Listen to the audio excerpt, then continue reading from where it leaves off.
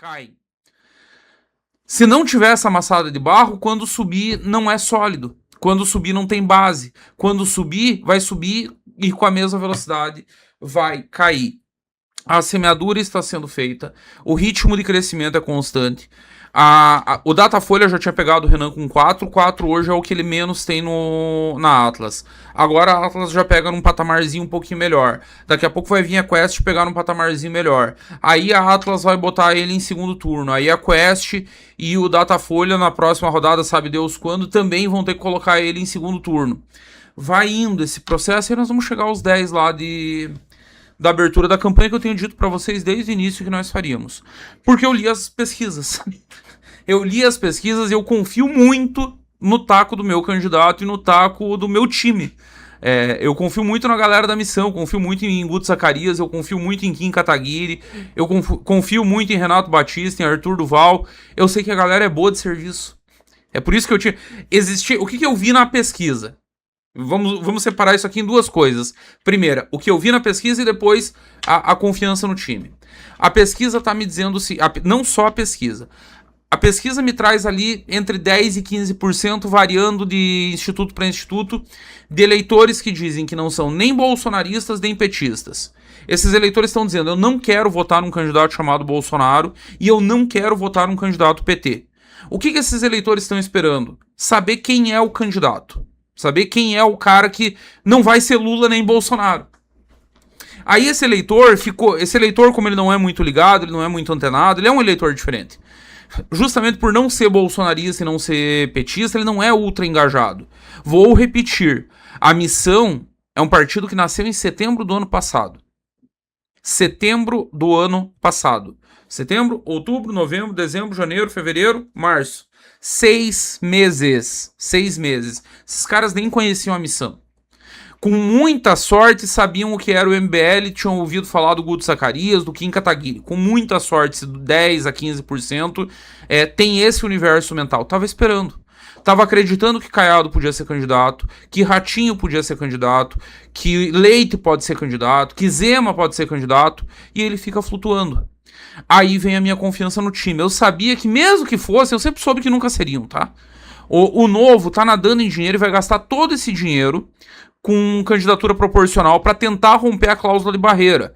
O Novo não rompeu a cláusula de barreira em 2022. E se não romper de novo, vai ser um game over pro Novo.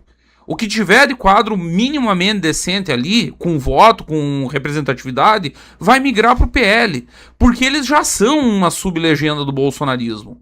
É o bolsonarismo que sabe usar roupa social. É o bolsonarismo que sabe usar talher. É isso. Então, a prioridade do Novo é romper com a cláusula de barreira. Só isso. O Zema, o sonho dele é ser vice do Flávio. Se der, Deus. Se não der, ele vai ser senador. E garantir um mandato de 8 anos. Esqueçam o Zema indo até o fim nessa corrida. Tem menor risco disso acontecer. O cara tá atrás do Renan, gente. Nós já passamos ele. Aí vem a minha confiança no time. Na primeira pesquisa, nós tínhamos 0,5 na primeira que publicaram. 0,5. E eu tinha confiança no time. Eu acho engraçado, ontem alguém falou aqui na live, o Renan tá cada vez mais um animal político, ele sempre foi. É que vocês não tinham visto o Renan candidato. É que vocês estão acostumados com o Renan gestor do MBL, com o Renan organizando as campanhas de todo mundo e não tratando dele, tava tratando dos outros. Agora ele tá cuidando de si e tá fazendo a campanha dele. Ele sempre foi esse animal político. Eu sabia que a hora que o jogo começasse as coisas iam encaminhar. E vão encaminhar mais. Espero o PSD parar de palhaçada. Espero o Kassab achar uma solução pro problema dele, porque o Kassab tem um problema. O grande lance pro Kassab, ele vai acabar concluindo isso meio logo. Agora que o Ratinho saiu, Ratinho era talvez a última esperança do Kassab de ter um candidato presidencial se chamasse Ratinho Júnior. Mesmo com o Ratinho dizendo pra ele que não era. O Ratinho tava dizendo que não era desde o ano passado. Peraí que eu derrubei o cigarro. Cigarro juntado. Mas ele ainda alimentava a esperança. Se crescer, se chegar num 15, 20, talvez ele vá. O Ratinho já tirou o time de campo. O negócio pro Kassab é simples. O PSD tá liberado. No Nordeste querem fazer campanha pro Lula, façam. No Sudeste querem fazer campanha pro Bolsonaro, façam.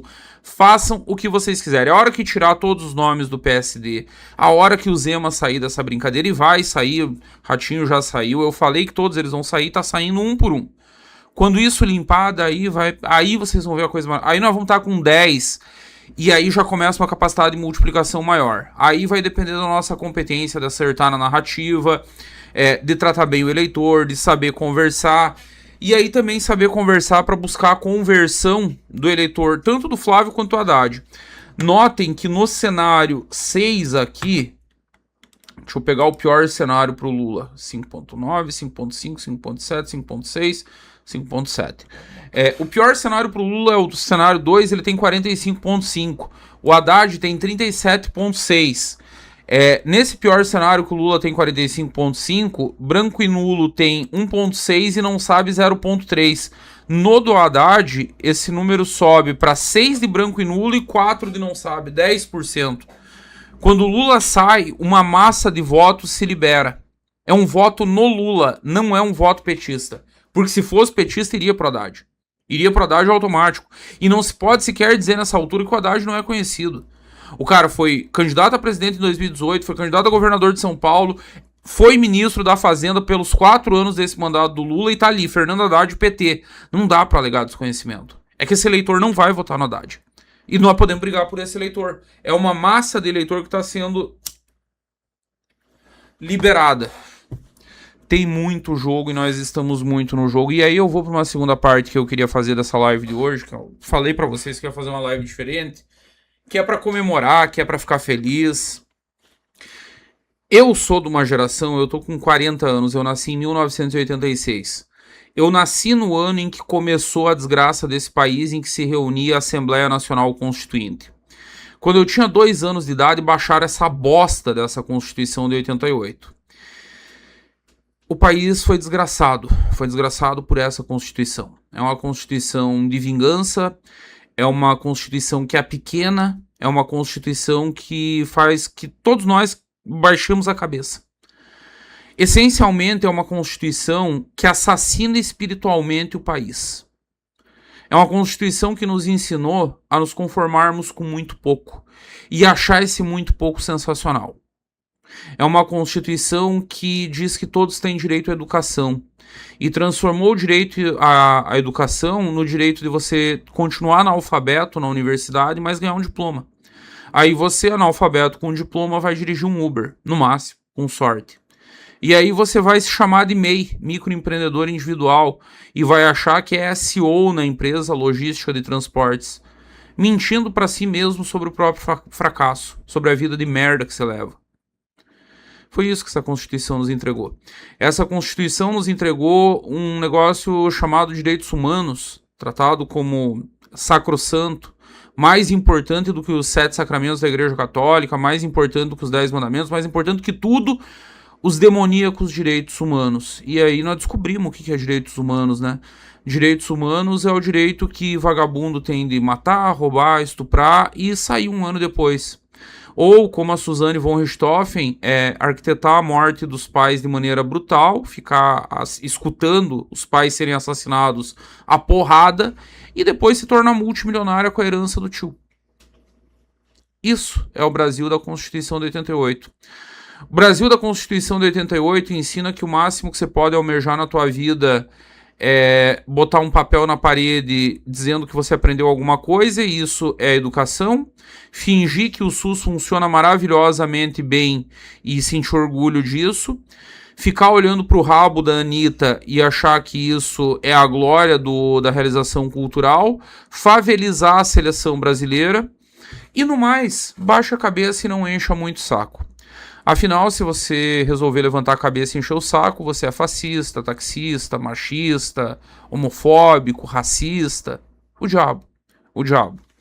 É um país que nos botou de 4. A verdade é essa. Dizia eu que esse país assassinou a nossa alma. Sim, é exatamente disso que se trata. Porque aí, para piorar, ainda vem uma direita que se levanta e começa a achar que maturidade é não só sentar no colo de inimigo enquanto ele tá de pau duro, é dar uma reboladinha também, porque aí encaixa mais fácil. Já que a esquerda defende lei da mordaça para todo mundo, vota a lei da mordaça também para mostrar que você... Mas eu sou um pouquinho de esquerda. Para de defender a pena de morte, porque pra que matar vagabundo que mata os outros, né? É muito feio. Eu era a favor da pena de morte, mas eu mudei de ideia. No fundo, se trata o tempo inteiro de o quanto eles querem fazer que eu, você, teus filhos, teus netos, todo mundo siga de joelho, dizendo amém, dizendo que nós nunca vamos reagir, que nós nunca vamos levantar, que as coisas são como são, que quando chega a hora da mudança, não, para tudo, chama os adultos da sala. Não pode chamar o coleguinha de canalha e dizer que não vai respeitar mais ordem dele. Não interessa que você tenha 60 milhões de votos. Pede desculpa pro tio Temer e diz que não vai mais se comportar como um mau menino. Seja um menino comportado. Seja covarde. Se renda. Construir um partido do nada? Pra quê? Já tem um partido de direita no Brasil. O dono é um mensaleiro. O cara foi preso porque é ladrão, corrupto, pilantra. Mas não, é que ele é o adulto da sala. Você tem que entender, tem uma grande estratégia. É o xadrez 4D, você tem que aceitar. As coisas sempre foram assim o caralho. Sempre foram assim o caralho. Só são assim nessa república de bandidos. Só são assim porque de 86, início da Assembleia Constituinte, até agora, não apareceu aquele menininho inocente no meio da manifestação do rei e disse: o rei tá pelado. O rei tá pelado. É mentira desses canalhas que nunca teve jeito, que as coisas sempre foram assim. É mentira e eu provo. Em 1989, os adultos na sala respondiam pelo nome de Ulisses Guimarães, Aureliano Chaves, Mário Covas. Dá uma olhadinha onde é que os adultos terminavam. Pela esquerda, o adulto na sala não era Lula, não. Pela esquerda, o adulto na sala respondia pelo nome de Leonel Brizola. Olha como é que os adultos na sala terminaram. Os dois moleques de 1989 que ousaram, que acreditaram, que lutaram, que foram até o fim, que ignoraram tiração de sarro, que ignoraram os que diziam que era impossível, que ignoraram todo mundo e fizeram do jeito deles, foram pro segundo turno os dois. O que foi mais competente e que espelhou mais a alma do Brasil, porque esse é um país de direita. Esse é um país conservador. Esse é um país de valores tradicionais. O cara que representou mais isso ganhou a eleição no segundo turno. Aqueles malucos que ousam que é possível mudar a história, eles mudam mesmo, sabe? E é isso que o sistema não quer que você saiba. O sistema quer que você acredite que tudo é impossível, que não existe alternativa, que o sistema partidário brasileiro é isso mesmo, e que você tem que o sonho máximo de vida teu é ser um novinho do Valdemar. É ir mamar fundão. É tentar ficar rico roubando dinheiro público. Porque no fim das contas, ainda que legal, também é roubo essa porra toda. Também é roubo. 200 milhões de reais pro PL o ano passado. 210, na verdade. 210 milhões de reais. Vão dar uma olhada quanto é que o Nicolas levou no PL jovem. Vão dar uma olhada em quanto é que a Michelle levou no PL mulher. Só verifiquem. Só verifiquem. E aí esses caras querem vender que isso é o máximo que você pode sonhar. Mudar o Brasil pra quê? Tá bom, tá funcionando. Filho do Cássio Nunes Marques tem um escritório muito competente, já tem grandes realizações, abriu o escritório, a JBS é cliente. O filho do Arthur Lira abriu uma agência de publicidade. A mesma JBS é cliente do escritório do filho do Arthur Lira. Um gênio da publicidade, com 20 e poucos anos. Não tinha cast, não tinha material de briefing, não tinha nada, mas é um gênio, né? Leonardo da Vinci, da publicidade brasileira, pegou a maior empresa brasileira, assim, já de largada. Obviamente, não há tráfico de influência. Não há tráfico de interesse. Eles querem que a gente continue assim. Só que o Brasil diz que não quer mais isso. O Brasil diz que não aguenta mais. O espírito do tempo é outro. Existe um muro hoje que ainda nos separa da vitória, que é o muro do o PT é o mal maior. E eu acho que todo mundo que está assistindo aqui, no fim, concorda com isso. E diante desse mal maior, nós deveríamos votar no Flávio porque é o que dá. Quando o Renan pegar os votos dos independentes, ele vai estar... O Haddad não sustenta esse 37,6, esqueçam. Por algum motivo, e eu tenho uma tese, mas eu vou guardar ela pra mim, se me mandarem um superchat, um live pix aí de 200, 300 conto, eu conto. Mas por algum motivo a Atlas tá dando uma inflada no PT. E não tô insinuando nada contra a Atlas, a culpa não é da empresa. A culpa não é da empresa, nem de metodologia. É um pouquinho da metodologia, mas a culpa não é deles. A culpa não é deles. O Haddad não tem 37% nem fudendo. Como o Lula não está roçando vencer essa eleição no primeiro turno, mas nem fudendo. Há um problema na Atlas de distorção na borda de cima. E talvez até na borda de baixo, o que explica o Renan não tá com 6,7. Mas tá tudo ok, tá tudo ok. Mesmo nessa Atlas, com todos esses problemas, na Quest, na Real Time Big Data, o povo brasileiro tá deixando claro o seu cansaço. Há uma janela histórica aqui. Talvez nós estejamos na eleição com o espírito mais parecido com o espírito de 89. É um espírito que as pessoas não querem adultos na sala, não querem tratos de pacificação, não querem mais do mesmo, não querem candidato falando bonitinho, não querem aquele show de horrores de edinaldização que rolou na filiação do Moro ao PL do Paraná. Vocês viram aquilo? 10 terno azul, tudo igual, e aí o terno do Flávio um pouco mais claro, uma cafonice. Parecia a reunião da CBF da época do Edinaldo. Total. Uma cafonice. As pessoas estão de saco cheio. Nós temos projeto. Nós somos o partido e a candidatura que ousou, que acreditou. Um bando de moleques desajustados, como o Kim foi chamado a primeira vez que ele escreveu para a Folha de São Paulo. Quem é esse moleque desajustado que está escrevendo aqui? Os desajustados que fizeram o impeachment de uma presidente. Os desajustados que foram perseguidos num governo que ajudaram a eleger. Que quase foram destruídos. E que não se venderam. Cara, eu queria contar as histórias de bastidor e infelizmente eu não posso. Vocês lembram dos grupos bolsonaristas de empresários no governo Bolsonaro? Não era só velho da van. Tinha uma galera ali muito, muito rica e uma galera que foi próxima ao MBL. Você não imagina o tipo de conversa que os velhos tiveram. E tinha muita grana ali. Mas assim, muita grana mesmo. E os velhos só queriam que o MBL fizesse de conta que não tava vendo as merdas que o Bolsonaro fazia e batesse palma. E eleitoralmente teria sido ótimo. Talvez hoje o MBL já tivesse 10, 20 deputados eleitos. 30, sei lá. O MBL sabe fazer. Larga é a porta que conduz à perdição, estreita é a porta que leva ao céu. Muito estreita. Custou caro não aceitar as propostas. Custou caro não apoiar, não bater palma, não ir gritar mito no cercadinho. Custou muito caro. Custou a família Santos sendo perseguida. O pai e a mãe do Renan, que não tinham nada a ver com o Pato, a irmã do Renan, o Alexandre. Custou muito caro. Custou deputado bolsonarista, que hoje brada contra a censura, montando dossiê, entregando na mão de promotor vagabundo bolsonarista para inventar a operação dentro da sede do MBL. Acharam que iam encontrar cofre com caminhão de dinheiro, acharam que iam aprender os computadores e agora vocês vão descobrir a verdade sobre o MBL. Então até hoje para entregar. Não tinha nada. Tinha absolutamente nada. Uma operação vergonhosa, de tantos momentos vergonhosos que marcam o MP brasileiro. Esse foi protagonizado por um procurador bolsonarista, com um dossiê de um deputado bolsonarista.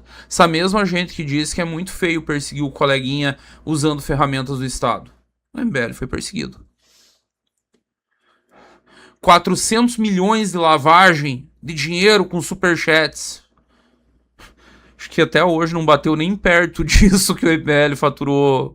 E olha que houve época em que tinha muita gente, muito superchat, muito tudo. Não havia mundo em que se pudesse chegar a esse número. E eles espalharam isso como verdade. E eles usaram as redes do Carluxo antes do Alexandre desmontar elas. Redes pesadas, com muita grana daqueles mesmos empresários que tentaram comprar e não conseguiram. Permanecemos de pé, motivo de piada, todo mundo motivo de piada, todo mundo motivo de gozação. O Kim não seria reeleito, agora esses vagabundos vão aprender. Bateram palma para a cassação do Arthur, uma cassação criminosa. Bateram palma. O MBL se lascou. O Kim não vai ser reeleito, foi contra o Bolsonaro. contra o Bolsonaro. Aliás, em 2022, Kim e Arthur já haviam sido eleitos sem votos de bolsonaristas. Esse papo de que surfaram, o meu pau de óculos, o apoio veio no segundo turno, não teve apoio no primeiro. Primeiro foi candidatura independente. Mas no universo paralelo dessa gente doentia, né, os votos eram deles. Não fosse a cassação vergonhosa, o MBL já teria 2 deputados federais no mínimo, Arthur e Kim. O Arthur tá lá sem direitos políticos, por causa de um áudio num grupo de amigos. O colega de legislatura dele segurou a Isa Pena pelas tetas no meio do plenário e encoxou ela. Esse só pegou 6 meses de suspensão e sem perda de direito político nenhum. Só que o MBL não baixou, né? O MBL ficou. Fez live com 200, 300, meia dúzia de gato pingado. Reconstruiu tudo zero. Mudou a rede social, saiu do Facebook que estava morto, que foi assassinado pelos bolsonaristas. Aguentou debaixo de pancada, aguentou xingamento, aguentou tudo. Aí disse que ia lançar partido, quando era muito mais fácil ir para um partido nanico. Vamos lançar partido. E o que vocês escutaram? O que vocês escutaram? Mano de maluco, isso nunca vai acontecer. O Bolsonaro na presidência não conseguiu. Um monte de empresário financiando não deu certo. Vocês também não vão conseguir. E aí um partido de um bando de moleque coitado, ganhando salário de merda, de miséria ali, só na prática uma ajuda de custo, saiu pra rua. E criou um partido que é o partido do meu amigo Gabriel Farias, lá do Rio de Janeiro, que pegava o ônibus em São Gonçalo e ia a São Gonçalo, Niterói, Barca, Rio de Janeiro, e ficava coletando dentro do ônibus, da barca, do metrô, no sol de 40 graus, e aí no final do dia chegava em casa e não só coletava, ia lançar tudo no sistema, e aí não só lançava tudo no sistema, ia despachar caixas e mais caixas de assinaturas para São Paulo. Como o Gabriel, centenas, Brasil afora. Esses criaram o partido, não é o partido Valdemar. Meu candidato não é o candidato Valdemar. Desculpa, não dá, não tem como. Estamos em universos diferentes. Essa eleição, se acabasse hoje, acabou agora, imaginem vocês que não é resultado da pesquisa Atlas. Isso é o resultado do primeiro turno da urna. Flávio 40, Haddad 37, Renan 4,5. Vocês já fizeram história. Já operaram um milagre. Já fizeram algo monstruoso na história política brasileira. Um partido do zero, um candidato que nunca disputou uma eleição, um fundo eleitoral insignificante, que vai ser o fundo da missão desse ano. Só na base do voluntarismo, do boca a boca, da rede social, da maluquice de um bando de desajustados que se recusaram a terem suas almas assassinadas por um sistema maldito que disse que o nosso destino era mediocridade. O Papa Bento XVI disse: é natural ao ser humano a busca pelo conforto. Você não nasceu para o conforto, você nasceu para a grandeza. Sim, nós nascemos para a grandeza, nós sabemos disso e nós não temos o direito de esquecer isso. E nós vamos fazer história na eleição desse ano. No mínimo com 10%. Se acabasse hoje com 4,5%, gente, são 5 milhões de brasileiros esses 4,5% que o Renan tem hoje. Vocês ficam olhando o contador do Instagram. O Renan chegou em 700 mil. Isso aqui é 6, 7 vezes o Instagram dele. Já furou a bolha. Nós já estamos falando com o brasileiro muito fora da nossa bolha. Já estourou. A bolha já explodiu. A missão já é um sucesso. O Kim Kataguiri hoje estava lá no Congresso ensinando como é que deputado de verdade faz. E poderia ser o padrão se as pessoas não acreditassem em lacre. Se as pessoas não acreditassem nesses sequestradores do sonho alheio, porque o sonho foi pra rua. Não vamos culpar o povo brasileiro. O povo brasileiro acreditou. O povo brasileiro saiu pra rua em 2013, em 2014, em 2015, fez o impeachment da Dilma em 2016, elegeu o Bolsonaro, ficou 4 anos na rua pra tentar sustentar o Bolsonaro. E o que ele ganhou em troca? Pizza do Bolsonaro na casa do Toffoli. Pedido de desculpa do Bolsonaro para o Alexandre. Acordo com o Centrão, presidência do Arthur Lira na Câmara, presidência do Davi Alcolumbre no Senado. Foi isso que esse eleitor ganhou. Mas esse eleitor segue com fome. Esse eleitor segue com sede. Basta a gente convencer ele de que dá. Que nós sabemos como fazer. Que nós não baixamos a serviço. Tem uma frase que eu escuto há muitos anos fazendo política, do eleitor desconfiado, é uma instituição nacional. Ah, mas eu quero ver se quando chegar lá vai continuar assim. Sempre quando você apresenta um candidato muito bom, o eleitor desconfiado, que é uma instituição nacional, essa frase é um clássico. E eu quero dizer o seguinte, é o inverso. Não é esperar chegar lá para ver se vai continuar. Vagabundo você conhece antes. Cara que faz acordo com o Centrão você conhece antes. Cara que arrega você conhece antes. Que não leva as coisas até o fim. Que tem como único projeto na vida uma pílula mágica para cura do câncer. Não era difícil saber. Mas para esse, nós podemos dizer, bom, já foi perseguido, botaram a polícia dentro do escritório, levaram os computadores e não acharam nada. Botaram a BIM atrás, e aí mostra aquela conversa dos agentes da BIM. O foda é achar. O foda é achar. Não é depois que tem que saber. Não é chegando lá. É antes de chegar lá que se separa o joio do trigo. E eu não acho, eu tenho certeza, Renan Santos já passou no teste.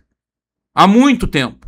Mas, se não quer ir tão longe no tempo, passou no teste criando seu partido zero. Passou no teste não se vendendo nem pro bolsonarismo, nem pro petismo. Passou no teste aguentando perseguição e não cedendo em suas posições. Esse é o partido de Alexandre Santos, que não aparece, que nos congressos parece que é um maluquinho, que vai ter um surto, que vai ter um piripaque, mas que trabalha feito um jumento. O ano inteiro, todos os anos, vocês não veem. É o cara que fica atrás da câmera. É o cara que lá em 18 ainda fazia MBL News, mas que agora ele quer ficar produzindo os vídeos, tendo ideia, construindo coisas, mas trabalha que nem um jumento. É o partido da Rosa. É o partido do Paulo Rossi, um velho com uma voz de radialista e que o Pirajá, com aquela voz dele de gralha afinada, chama de viado. É do monte de gente que acreditou, que acredita, que acorda, que trabalha todo dia. É do meu amigo João Alberto, idoso. Para esses idiotas que ficam dizendo que é um partido adolescente. João Alberto já tá aposentado, já passou da fase da vida de ser moleque, já passou de tudo. E vai ser candidato da missão esse ano, a deputado federal. Grande João Alberto, de quem eu tenho muito orgulho. Esse partido é o da Kessia e do Gabriel lá em Salvador. Esse partido é do Will Balada, que todo mundo de dentro do MBL, ao longo dos anos, levava na piada. Ah, Will. E o Will, o mesmo Will que vivia na balada, que às vezes chegava para trabalhar de cara inchada, com dor de cabeça. Esse mesmo Will trabalha feito um jumento. Eu vi de perto. Poucas pessoas eu vi com a capacidade de trabalho do Will. E aí, não satisfeito em trabalhar muito, entregar muito, deu uma aula de lealdade quando o Bétega trairou o ano passado. Ele e todo o gabinete. Não só ele, mas ele é o símbolo. Ele e todo o gabinete. Podia ter espanado. Era mais fácil. Podia ter virado bolsonarista. Podia estar ontem aplaudindo aquela convenção dos Edinaldos na filiação do Moro. Mas preferiu a porta estreita. E só a porta estreita conduz à salvação. Somos inevitáveis. Ainda que não ganhemos esse ano, ainda que cheguemos nos 10% e não passemos dele, nós somos inevitáveis. É o único partido que tem mensagem. É o único partido que tem militância real. É o único partido que sabe que o Brasil precisa mudar de verdade, não para enganar eleitor, não como discurso de campanha, e que tem projeto para mudar esse país. Pode não ser hoje, pode não ser amanhã, mas o futuro será absolutamente glorioso. E os números estão me dizendo, o futuro imediato já é glorioso. E pode ser ainda mais. Tem jogo demais e estamos muito no jogo. Continuem, trabalhem, continuem conversando com as pessoas, continuem explicando quem é Renan Santos, continuem falando do projeto de mudança da missão, continuem falando do livro amarelo. Só continuem, não parem. Eu achei muito engraçado, eu vi um palhaço hoje no Twitter, a Mauri alguma coisa, eu dei RT inclusive, e xinguei esse pau no cu. Ai, porque não dá pra falar mal dos Bolsonaro que aparece um enxame de gente do MBL dizendo você já ouviu falar de Renan Santos. Só continuem. Eu vi esse tipo de reclamação em 2017 sobre o Bolsonaro. Todo mundo sabe o final. Só não parem, continuem enchendo o saco, continuem falando do Renan, continuem falando da missão. No contato pessoal, procurem ser afáveis, educados, sem agressão, apresentando fatos, argumentos. Continuem, tá funcionando e nós vamos muito longe ainda. Galera, que dia maravilhoso. O jogo só começou.